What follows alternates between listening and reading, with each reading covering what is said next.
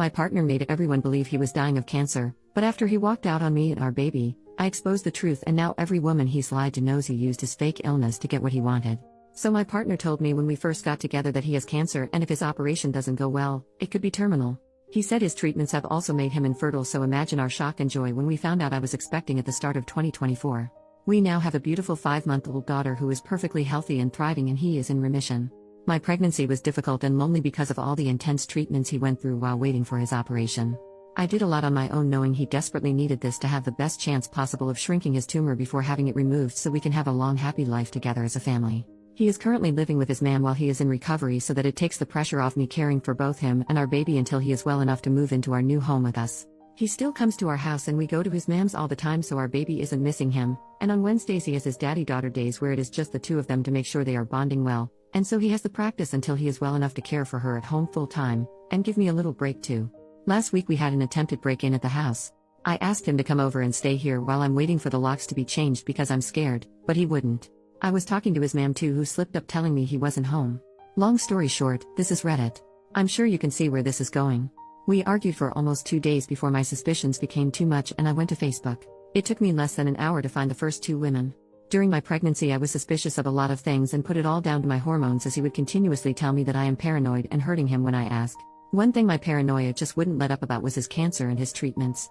I asked his mom about it, who told me he doesn't have cancer but he is having treatments. He has an autoimmune disease which he receives transfusions for. Very serious but nowhere near terminal and no operations required. She also informed me he was in rehab, not the hospital. He was addicted to coke and was trying to recover for me and our baby. I never mentioned to him that I knew. I assumed it was the embarrassment of wanting to get clean without me knowing so he could be a good partner and dad. I was so proud of him for getting the help that I never spoke about it. With his autoimmune disease, his man explained how brutal this has been for him and that he did have chemo a few years back, so maybe that's why he's confused. Pregnancy brain is a real thing, or maybe I'm just too blindly in love because I accepted this and never questioned it again. After discovering the first 2 women, I sent my partner a message telling him to let his girlfriend know I'm asking after her and not to bother coming home anymore. I've had the locks changed from the break-in so he can't get in anyway. He was getting panicky and started begging me to answer the phone and let him come see me so he could explain everything. I started to see everything for what it was for the first time and realized how long he had been gaslighting me for, and told him no. Realizing he couldn't get through to me and now aware I was trying to contact his girlfriend, he panicked and went to her instead. During that time, I found a photo she had shared of the 2 of them and shared it to my profile with the caption, "Can someone please ask this woman to contact me?" She instantly blocked me, but her sister got in touch with me instead. Apparently the family have never trusted him and knew something was wrong. This affair is serious enough to have met the family. She says he has told her not to speak to me as I'm a deranged stalker he slept with once years ago and have been hunting him down trying to convince people my baby is his. I send her a photo of the birth certificate and us in hospital together to show her sister before he can lie to her anymore. During this, I'm also messaging another woman who is pissed at what he has done and is helping me with all the information she is aware of. She tells me he broke her heart by cheating on her without even knowing he was cheating on me too. So far I have the current timeline. Chemo in March? A 19-year-old. Rehab in April to July? A woman of an appropriate age this time but also cheating on her. August to now? His 20-year-old girlfriend. I then find out his emergency cancer medication that he had to leave for in the middle of labor was actually the fact my 2 failed epidurals, screaming in agony begging the doctors to help because I thought I was dying while the emergency team rushed in to place extra monitors on our baby in distress was actually just a huge turn-on for him, so he needed to go sleep with a 20-year-old before making it back just in time to kiss me before I went into emergency surgery. This was Sunday, it is now Saturday the following week. I made a post on Facebook calling out my partner for his actions, with photographs, medical notes and evidence, and asking people to leave me alone on Tuesday after 48 hours of no sleep, multiple calls to the crisis team and a barrage of harassment from his friends and family who want to sue me for character defamation. If this was a regular affair, I'd lick my wounds and move on, but I have now learned I have been leaving my daughter alone with a drug addict who is claiming he doesn't know me or his daughter to others but demanding custody rights to me. Tens of women have now come forward who have also dated him during our relationship with no idea of me or each other. This is obviously really shitty, but what upsets me the most is that I noticed the pattern. He has told every single one of these women that he has cancer and can't get them pregnant. I said my labor and delivery was difficult. I was induced due to an infection I had. My GP had told me I had an STI, and although I understood and took the treatment and was induced, my madly in love pregnancy brain never accepted it as an STI until I went back this week and checked my hospital discharge notes, and it was there in big bold letters. Sensitive, partner STI. He has been telling women that he has cancer and can't get them pregnant so they don't need protection, which led to an STI which almost unalived me and his daughter in labor, and he wasn't even there to be with us because he was sleeping with a young girl who also believes he has cancer. I decided to let everyone know that he in fact does not have cancer by using a screenshot of his mom's messages. All the women he has slept with to make sure they take a pregnancy and STI test, all his friends who he has been guilting for years over his condition, and also social services and the police for sexual endangerment. Me and my daughter now have safeguarding in place for us from a local organization for women leaving abusive relationships, so I feel very safe to reveal the truth about him and make sure all of his partners are safe and informed, seeing as he couldn't uphold his legal obligation of declaring an STI. I guess his postpartum girlfriend will do it for him. I have also had contact from many of his old friends, band members and ex-partners who have all gave me testimonies to use for the police and as backup for if his mother does in fact try to sue me. This man has been lying and manipulating women for over 9 years. So far everyone is now aware of his lies and I am waiting for my in-person meeting with the police. I can't imagine any updates from here as it will only be a legal battle that probably can't be shared, but if anything else of interest comes too, I will make sure to write about it. Edit to add. Oh, also, my partner is a primary school teacher. Some of OP's relevant comments. Commenter asks about past reports and why nothing was done. OP, it's come to light this week that his ex-partners have been reporting him for years to no avail. His mom is on the school board and her best friend is his head teacher.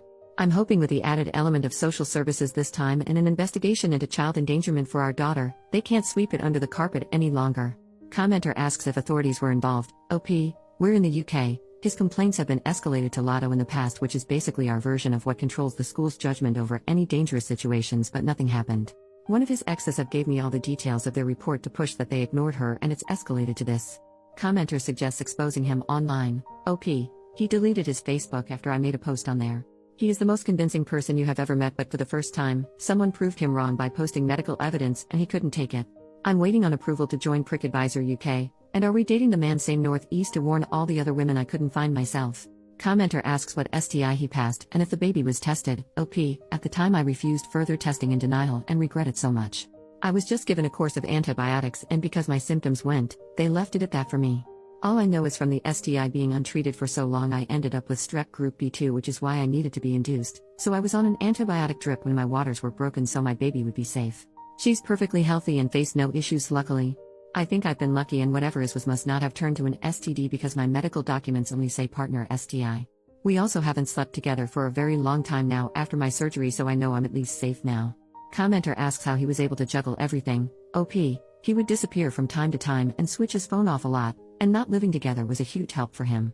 He would tell me he needed set days and time etc. as he can only work in routines for his recovery. Obviously I can look back now and see that really, he just needed to know which girl was where and when. I've been told by multiple people now that he will often just don't turn up to work because he's on a bender or at a woman's house, and I was kept in the dark because his mom's best friend is the head teacher and would cover for him. Commenter says their ex also faked cancer, was a drug addict, and abused them. OP, if he lives in the UK and used to be in a feminist punk band then there's a good chance. I'm so sorry for your experience and hope you've healed. X. Commenter suggests warning parents and exposing the school's involvement. OP, sadly I think parents are aware and not receiving help from the school in the situation. One woman he dated during the summer and she realized who he was when she went to drop her child off at school in September.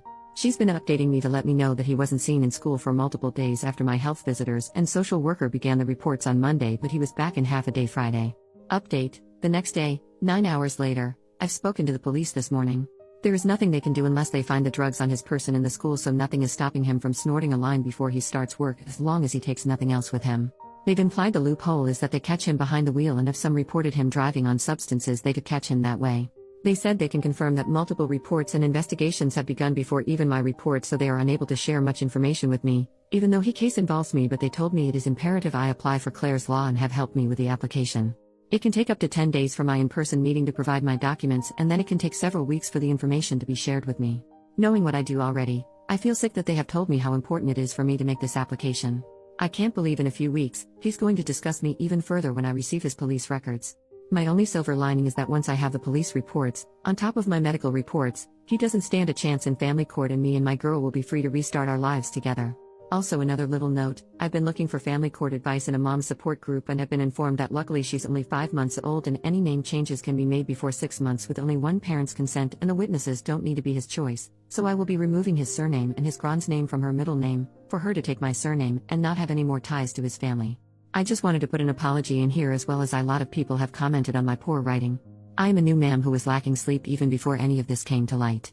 Everything I've wrote has basically been just a big vent from me. I know I'm no novelist, but I still apologize if it's been difficult to read. Second update, 2 days later, I have managed to provide enough evidence of substance use and emotional blackmail to the police to have a domestic abuse case opened.